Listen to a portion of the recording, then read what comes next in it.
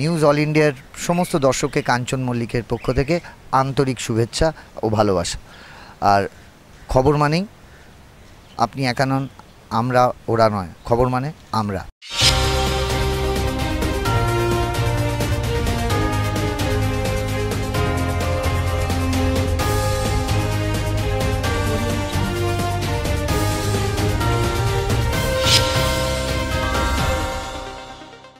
নমস্কার, নিউজিল্যান্ডের পর্দায় আপনাদের স্বাগত। আপনাদের সঙ্গে আমি অর্পিতা। শুরু করছি আজকের বিস্তারিত খবর। খিদিরপুরে ভয়াবহ অগ্নিকাণ্ড। ফের অগ্নিকাণ্ড কলকাতায়। রাত 2টো নাগাদ খিদিরপুরের অরফনগঞ্জ মার্কেটে আগুন লাগে। পুড়ে ছাই হয়ে যায় একাধিক দোকান। দমকলের 20টি ইঞ্জিন ঘটনাস্থলে পৌঁছায়। ভোরেই ঘটনাস্থলে পৌঁছায় দমকল মন্ত্রী সুজিত বসু। এরপরে পৌঁছান পুলিশ কমিশনার মনোজ ভার্মা। তবে আগুন লাগার কারণ জানা যায়নি। হতাহতের কোনো খবর নেই। এদিন পুলিশ কমিশনার কি জানালেন শুনবো।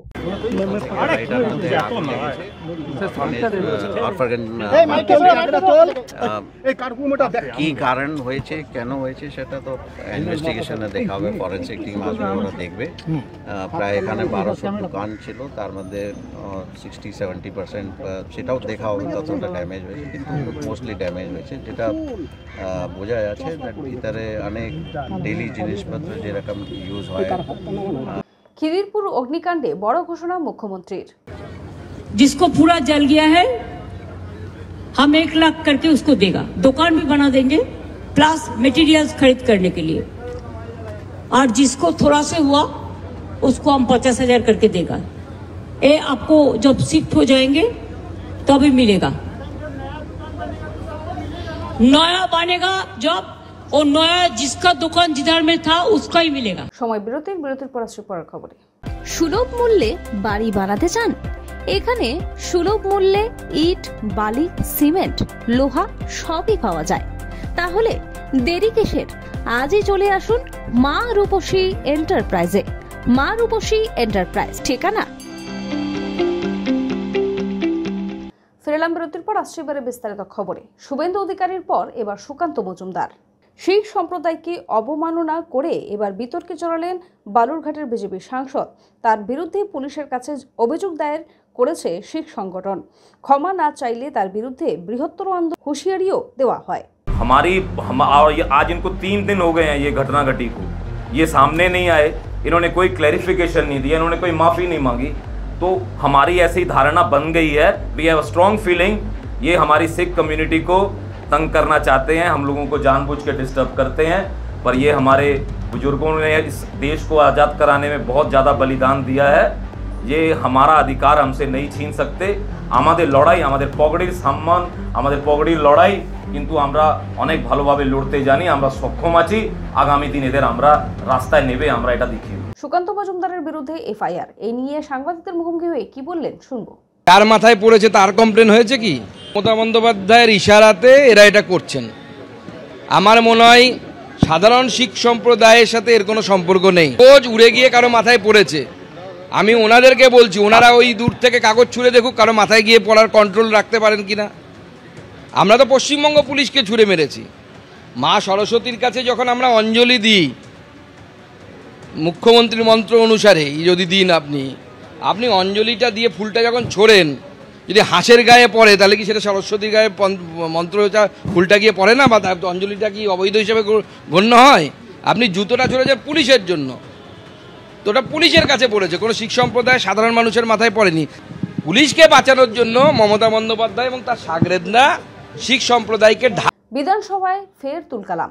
সপ্তাহের শুরুতেই ফের উত্তপ্ত রাজ্য বিধানসভা। মুখ্যমন্ত্রী মমতা বন্দ্যোপাধ্যায়ের বক্তব্যের সময় তুমুল হই হট্টগোল করেন বিজেপি বিধায়করা। এরপরই কুমারগ্রামের বিজেপি বিধায়ক মনোজ ওরাওকে সাসপেন্ড করেন স্পিকার বিমান বন্দ্যোপাধ্যায়। প্রতিবাদে ওয়াকআউট বিজেপির। বিধানসভার সামনেই বসে বিজেপি বিধায়করা দেখালো বিক্ষোভ। সময় বিরতির পর আসছে পরের খবর। আরজু মানেই আপনার মনের মতো ফার্নিচার। আসুন দেখে নিন আপনার পছন্দ অনুযায়ী অফিস বা ঘর সাজানোর জন্য নতুন ডিজাইনের ফার্নিচার। ডিজাইনেবল সোফা, আলমারি, ড্রেসিং টেবিল, অফিসের জন্য রকমারি চেয়ারের সাথে দোলনা, বিভিন্ন রকম ডিজাইনেবল ফার্নিচার। তাহলে আর দেরি না করে চলে আসুন আরজুতে। 74 রাজডাঙ্গা গোল্ড পার্ক, কলকাতা 700107।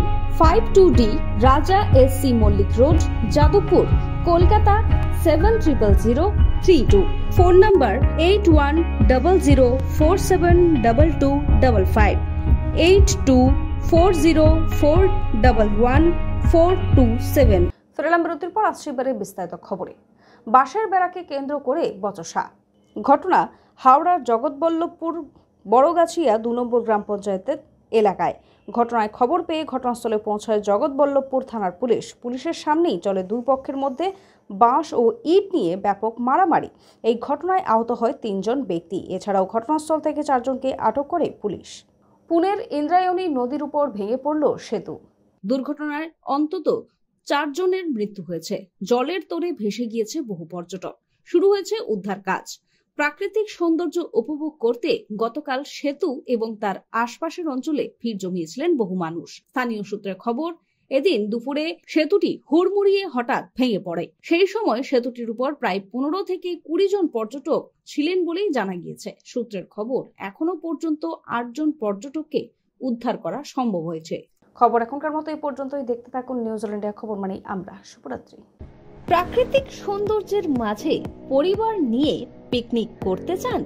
তাহলে চলে আসুন আজই রূপসী গার্ডেনে। বিয়ের অনুষ্ঠান কিংবা অন্নপ্রাশন থেকে সব ধরনের অনুষ্ঠানের জন্য বুক করুন রূপসী গার্ডেন। রূপসী গার্ডেন ঠিকানা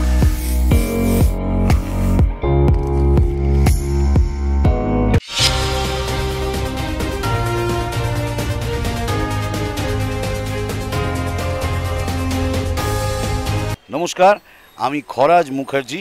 আপনারা দেখছেন নিউজ অল ইন্ডিয়া। খবর মানেই আমরা। আমি আছি, আপনারাও থাকুন।